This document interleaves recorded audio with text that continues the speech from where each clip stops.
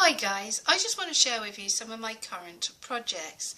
I know I haven't shared much. I've done my eco dyeing, and dare I say it, this is a spin-off from the rust dyeing here that you see, and I'm also working on a few journals.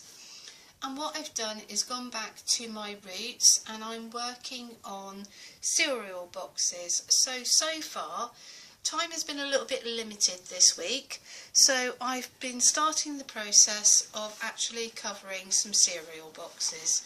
So as you can see here, we've got more of an autumn and Halloween theme, and as you can see, this is my beginnings of just using my cereal boxes, using some of the coffee stained paper that I've got in my collection. As you can see, some of my cereal boxes I've used to do some stenciling, and they get a couple of usages before they go out. So that's the beginnings of what's going on there. I've got another one here on an autumn theme, and I've also got one on a Halloween theme. Now this is going out a little bit later on in a week's time, and I am at present moment just using, these are not digital kits, these are papers that have been gifted to me from a Stampin' Up style of magazine. You get free little papers. I don't know the age of these magazines, but you just get lovely little oblongs, and that's what I'm working with here. Some little paper embellishments, a wooden little acorn, and up in the far right hand corner this would have held a little slide. So remember the slides that went in and would have held your negative, and you would have been able to have looked through them for a viewfinder. That is just one of a slide surround, which I've just put this little squirrel, stuck it in and on this particular piece of paper. So these are going to have approximately, they've all got a good 2.5 inch spine. They're all going to need at least 4 signatures inside.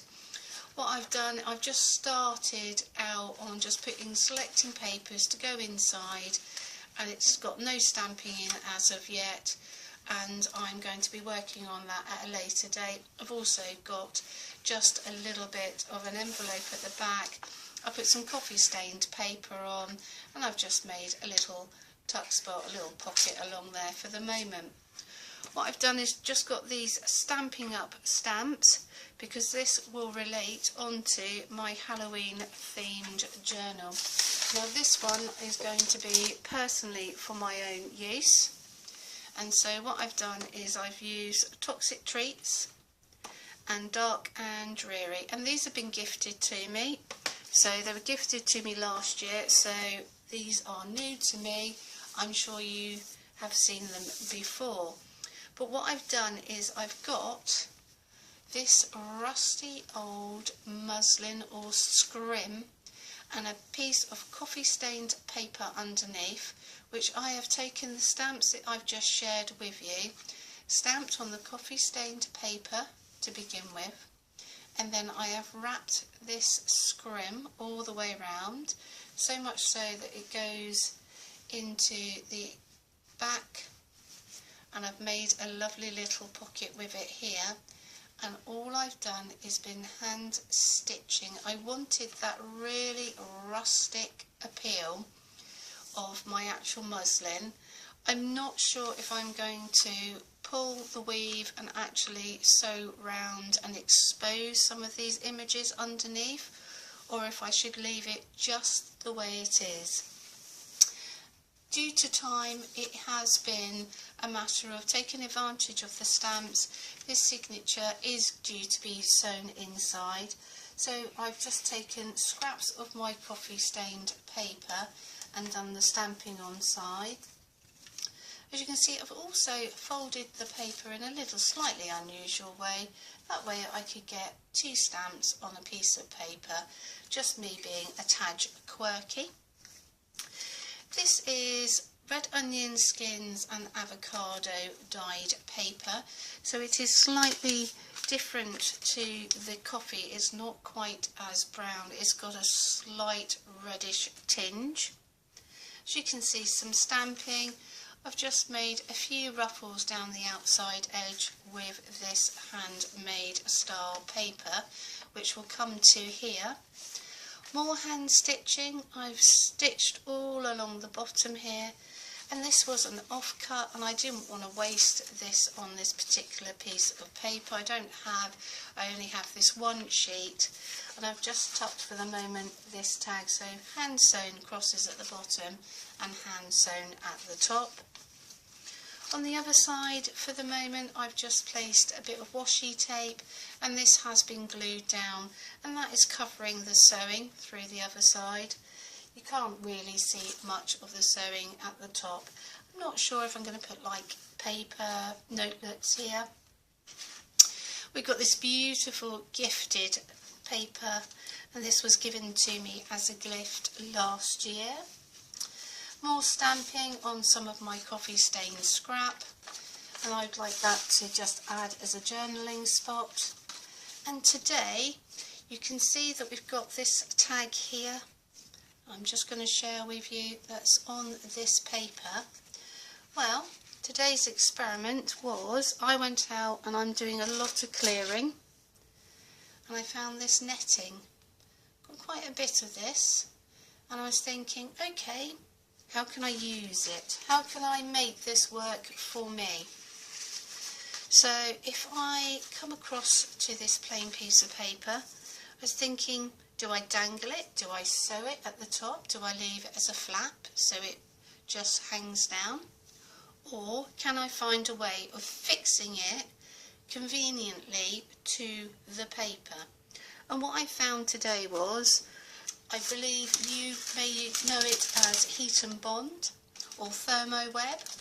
I know it as Heat and Bond, and this is a glue-like texture that you would use to possibly actually iron up your hems if you don't require too much in the way of stitching.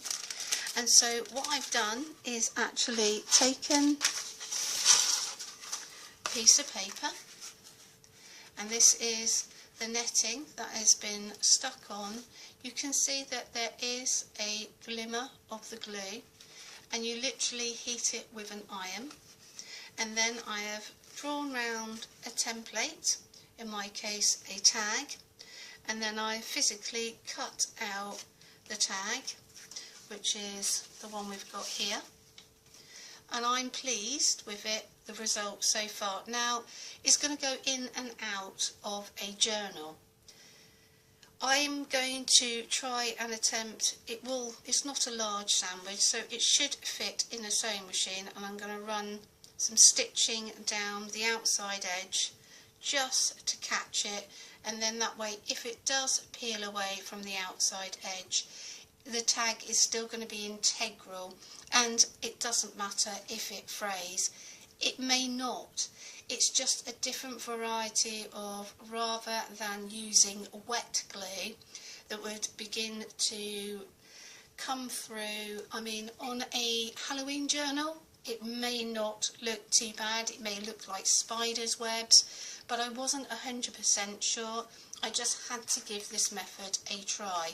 So if you want to see me have a go, I have got my netting, a piece of the Heat and Bond or Thermoweb.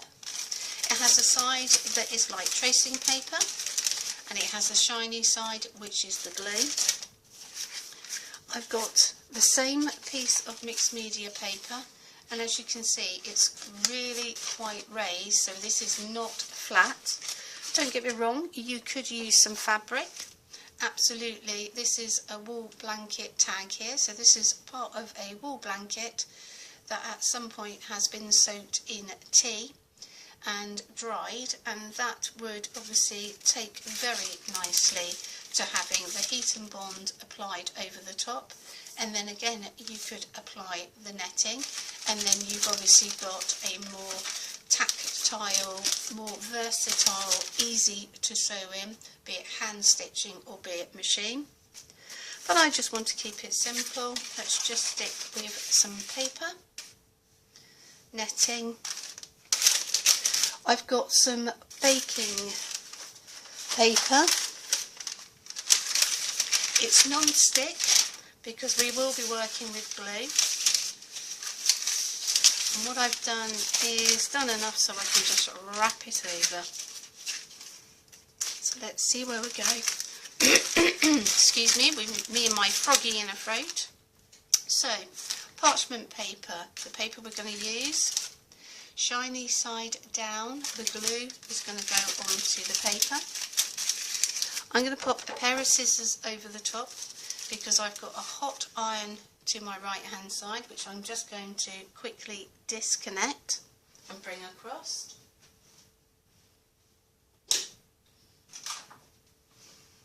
Not sufficient plugs in my house right this second, so I've got my iron. Rotate that round, let's get that to the best coverage possible as my iron cools down in front of me. That's why we're doing it also on the baking paper. That's just to catch it down for the moment.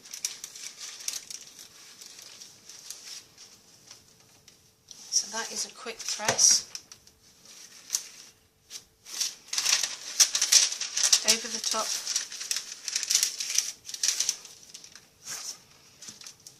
And now hot iron.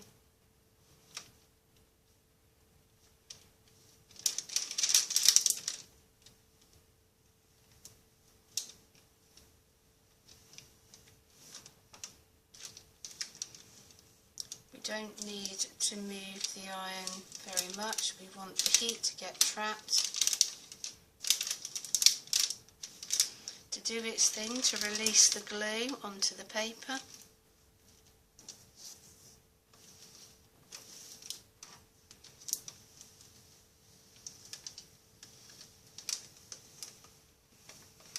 I'm sure that is going to be sufficient for the moment.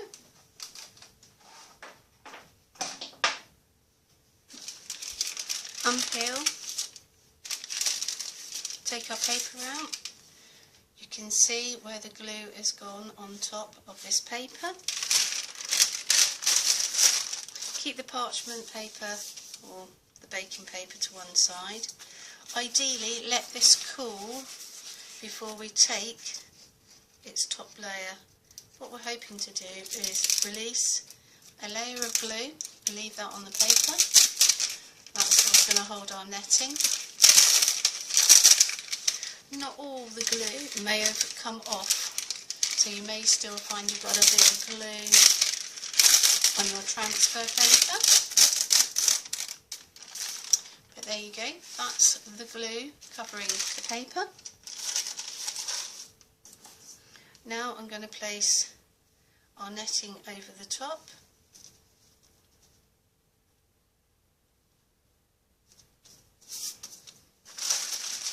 Back with our baking paper. This time I'm going to make sure there's a nice sandwich.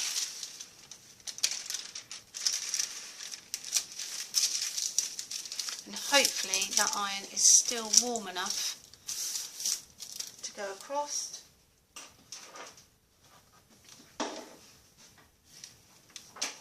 And capture that netting.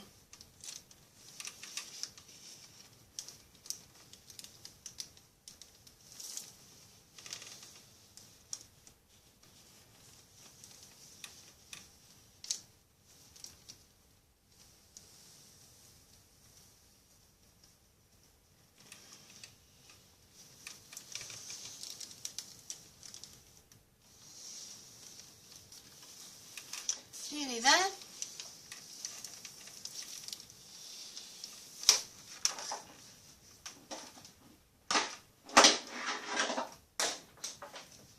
Just moving the iron so I don't step on the plug.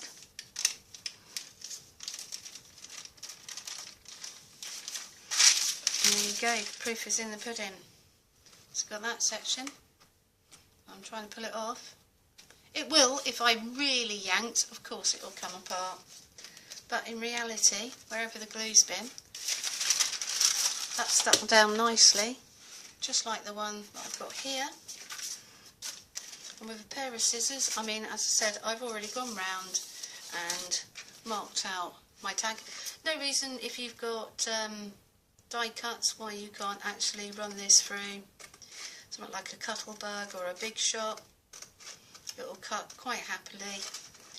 Only thing I will turn around and say, you are using a bit of glue, so you do need it to be cool. You don't want to be putting it through with your die cuts and just leaving a little bit of glue residue on your die cut. So ideally it's easier for me to give my scissors a quick clean than it probably is to have sticky metal cuts. But there you go, that's just a personal opinion, as you can see. And this should be, there you go, and that is how I've used the netting to make some journal tags today. Anyway guys, thank you ever so much for watching, and I'll catch up with you soon. Bye bye.